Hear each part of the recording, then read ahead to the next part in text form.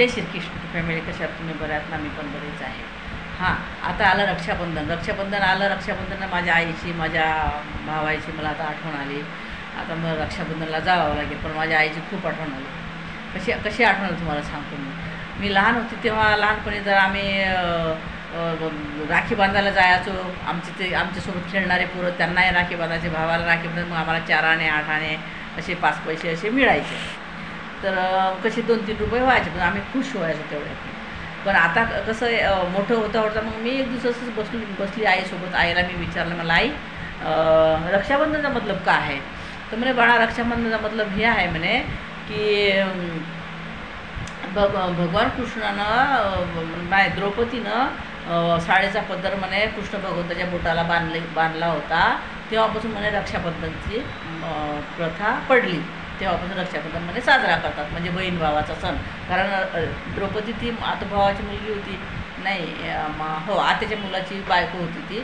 तर ती बहीण झाली ना. मग दोघं बहीण भावाचं प्रेम ते बांधलं. खूप महागाचा पितांबर साडी होती, ते साडी बांधली. तर मग ती बहीण भावाचं तेव्हापासून रक्षाबंधन स्टार्ट झालं, असं माझी आई सांगत होती मला. बरोबर. हां, तर ते साडीचं फाडून ते कसं फाडलं, कसं बांधलं हे तुम्हाला सांगू. आपण थोडंसं मागे जाऊ आता. तर सुरुवातीपासून सांगावं लागेल ना. हां, तर ते साडीचा कसा योगाला बांधायला तुम्हाला मी सांगतो. शिशुपाल म्हणजे हे कोण? कृष्ण भगवंताच्या आताचा मुलगा. ते जेव्हा जन्मला होता तेव्हा त्याला 4 हात होते, असे विद्रूप जन्मला होता. शॉर्टकट सांगायचं तात्पर्य हा की तो विद्रूप जन्मला होता. विद्रूप जन्मला ते हात, तिथे डोळा असं ते झालं होतं. तर मग तिची आई बोलली, शिशुपालची आई बोलली की याला फेकून द्या. पण फेकून द्या, कसं फेकून द्या? आकाशवाणी झाले. फेकून द्यायचं नाही, ते आकाशवाणी भगवंतांना आकाशवाणीवरून असं आलं की याला फेकून नाही द्यायचं. हा मोठं कार्य म्हणजे नावाजलेलं कार्य करणार आहे. आणि म्हणजे भगवंत कृष्ण भगवंताच्या हाताने याला मोक्षाला जाणार आहे. याला जन्म मिळणार नाही, याला राहू दे जिवंत. तर आत्यानं म्हणलं ठीक आहे. मग आकाशवाणीमध्ये हे झालं होतं की याला मारू नको. ज्याच्या मांडीवर म्हणजे ज्याच्या गोदीत असं घेतलं त्याला त्याचे हात गायब होतील, ते डोळा गायब होईल, तर तेच त्याचं वध करेल, असं आकाशवाणीनं सांगितलं होतं. मग आता सगळ्या जगात जेवढे ते असतील त्याच्या राज्यातून सगळ्याला बोलवलं. त्या सगळ्या लोकांना बोलावलं. सगळ्यांच्या मांडीवर दिलं. कोणाच्या मांडीवर त्यांचे हात नाही झळले, कोणाच्याच मांडीवर ते डोळा नाही गेला. मग आता काय करा? मग आता होती वासुदेव, मग नातेवाईक बोलावले. मग वासुदेव आले, वासुदेवची बायको, बळीराम, कृष्ण भगवंत हे सगळे आले. तर कृष्ण भगवंत तेव्हा 16-17 वर्षाचे असतील. तर सगळ्यांच्या गोदीवर घेतलं. माझं लहान लेकरं माहीत आहे, लहान लेकराला लाळीत कृष्ण भगवंत माझ्या पण गोदीत द्या. मग त्यांच्याही गोदीत दिला. त्यांच्या गोदीत दिलं. त्याच्या गोदीतून बसल्या असं खांद्यावर घेतल्याबरोबर त्यांचे ते हातही गेले आणि ते डोळाही गेला. अरे बापरे! आत्याला तर आकाशवाणी झालीच होती. मग आत्याला आकाशवाणी झाली. मग आत्या चिंतेतमध्ये पडली आत्या की आता माझा भाचा काहून मारेल बाबा? हे तर भाचा आहे ना, आतोभाऊ मामभाऊ आहेत ना, हे कसं काय मारणार आहे? तर मग ते कृष्ण भगवंत जेवणं खावणं सगळं झाले. पाहुणे लोक झोपले. ही गेली ना कृष्ण भगवंताच्या रूममध्ये. म्हणजे बाबा तू माझ्या पोराला काहून मारशील रे? तर म्हणते, बुवा हे तुला कोणी सांगितलं मी मारणार म्हणून? म्हणे मला आकाशवाणी झाले म्हणलं म्हणे की ज्याच्या गोदीवर त्याच्या हात डोळे हे म्हणजे गायब होतील तेच वध करेल. मग तुझा असा कोणता गुन्हा करणार आहे म्हणे माझं पोरगं की तू मजबूर होशील मारायला? तर म्हणे बुवा आकाशवाणी झाले तर ही गोष्ट खरीच असेल म्हणे. पण आता आकाशवाणी झाले सांगितलं म्हणे भगवंतांना, तर ते तर माराच लागलं म्हणे. बा नाही म्हणे, इतकं कठोर शब्दात कसं काय बोलतं म्हणे बाबा तुझं माझा भाचा अस ना. तर कृष्ण भगवंतांना सांगितलं नाही. कृष्ण भगवंताच्या आत्या नाही, मला तू वचन दे बाबा, माझ्या पोराला मारू नको. तर कृष्ण भगवंत म्हणून ठीक आहे म्हणून वचन, मी असं तर मारू नको असं वचन नाही देत मी, पण 100 अपराध माफ करील हे मी वचन देतो बाबा. बरं. मग आता आत्या खूप झाली. आत्याला असं वाटलं की 100 गुन्हा काय करणार आहे माझा मुलगा? करणारच नाही. जाऊ दे आता, ती टेन्शन फ्री झाली. पण एका दिवशी काय मग जवान झाल्यानंतर काही कालांतरानं काय झालं?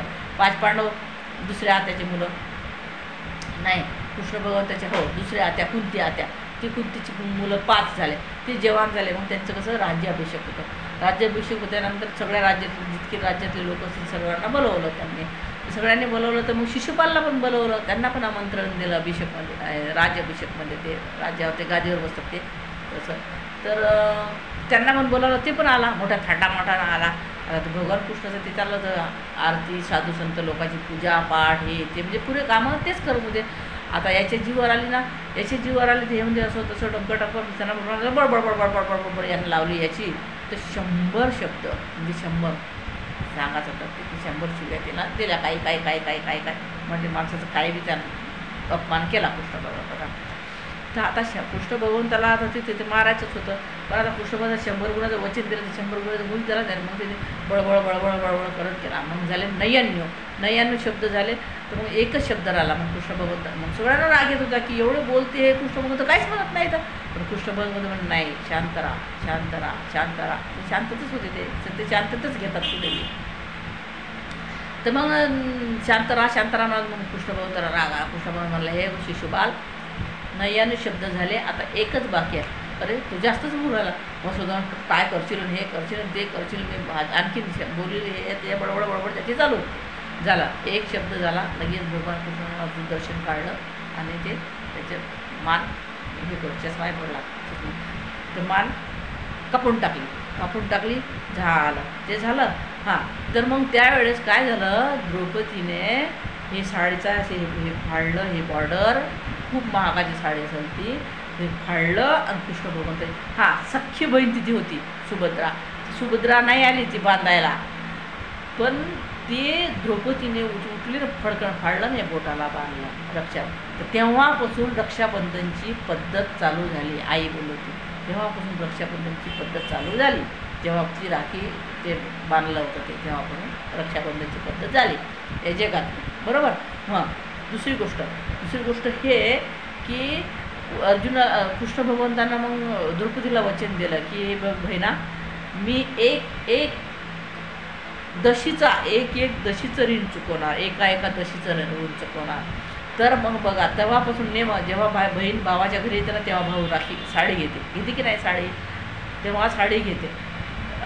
बहीण राखी बांधते तेव्हा भाऊ साडी घेते. म्हणजे राखी असते 5 रुपये, 10 रुपयाची, 20 रुपये, पण भावाला पैसे किती साड्या लागते 500 रुपयाची, कोणता भाऊ 1000 रुपयाची.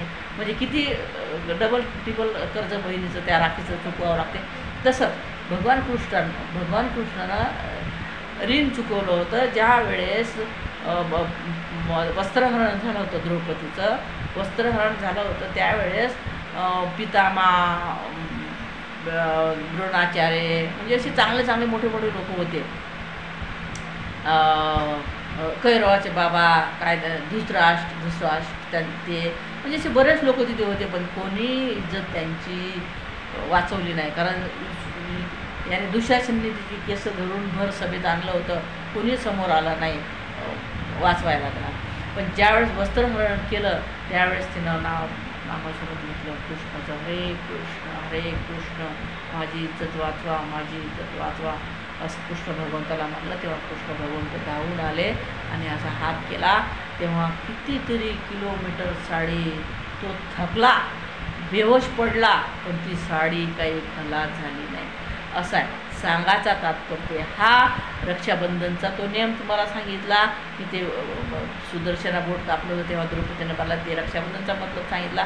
आणि दुसरी गोष्ट, भगवंताला आपण एक फूल किंवा एक नैवेद्य जरी दाखवला तर भगवान कृष्ण आपल्याला ते काही खात नसतात, पण आपण जे भगवान कृष्णाला असं नैवेद्य जरी दाखवला तरी भगवान कृष्ण आपल्याला कधीही उपाशी ठेवत नाही. तर त्या नैवेद्याबद्दल कितीतरी जेवण आपल्याला ते देतात.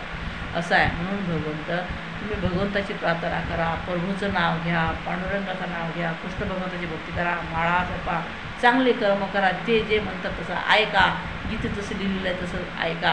कारण हे बघा, मलाही एवढं ज्ञान नव्हतं, मलाही हे वाचू महाभारत बघू आईवडिलांचे संस्कार, आईवडिलांना सांगून मला एवढं ज्ञान आलं. आणि वय पण माझं झालं ना. मी बघा जेव्हा जवान होती ना त्यावेळेस मी पण तमशील स्वभावाची होती, रागिष्ट होती. पण आता वयानुसार आईवडिलाचे संस्कार, आईवडिलाची आठवण येते. वडील माझे हेच म्हणायचे, बेटा कोणी काही म्हणलं, कोणी काही म्हणून माझं भान नसेल, राग नाही द्यायचा, कोणाची दोष नाही करायचा, कुचटपणा नाही करायचा, जडकुटपणा नाही करायचा, कोणाचं चांगलं होत असेल तर कधी असा वाईट विचार नाही करायचा, चांगलाच विचार करायचा. आणि कोणाचाच विषय असं वाईट विचार नाही करायचा, कोणाचाच बुरा विचार नाही करायचा, असे माझे वडील मला सांगत. पण तेव्हा मला काही पटत नव्हतं. पण माझे वडील गेल्यानंतर मला माझ्या वडिलाच्या एका एका शब्दाची सुद्धा आज एका एका शब्दाची माझ्या वडिलाची मला आठवण येते. माहिती आहे, एवढे ज्ञानी होते माझे वडील. हां, सांगायचं तात्पर्य हे की भगवंताचं नाव घ्या, भगवंताची भक्ती करा, म्हाळा जपा, चांगले कर्म करा, जेवढे होत असेल तेवढे चांगले कर्म करा. आणि जर तुमच्याच्यानं कोणाचं चांगलं होत नसेल तर कमसे कम वाईट तरी नका करू. आलं लक्षात तुमचं? जय श्रीकृष्ण. हरे राम हरे कृष्ण. चला आता मी लागतो आता जेवणाला. पोरगा येते 10 वाजता, त्याला जेवण द्यावं लागते. आमच्या साहेबांना पण 9 वाजता जेवण द्यायला लागते. आता मी गेली की लगे किचनमध्ये गेली, पटापट भाजी पण होते, लगे चपात्या करते, साहेबाला जेवण देते. बस भाजी आणि चपात्याच करते. आज काही करणार नाही. काल तरी भात बीत केला होता, आज तर भात पण नाही केला. जय श्रीकृष्ण. पांडुरंग पांडु गोपाल गोपाल गोपाल.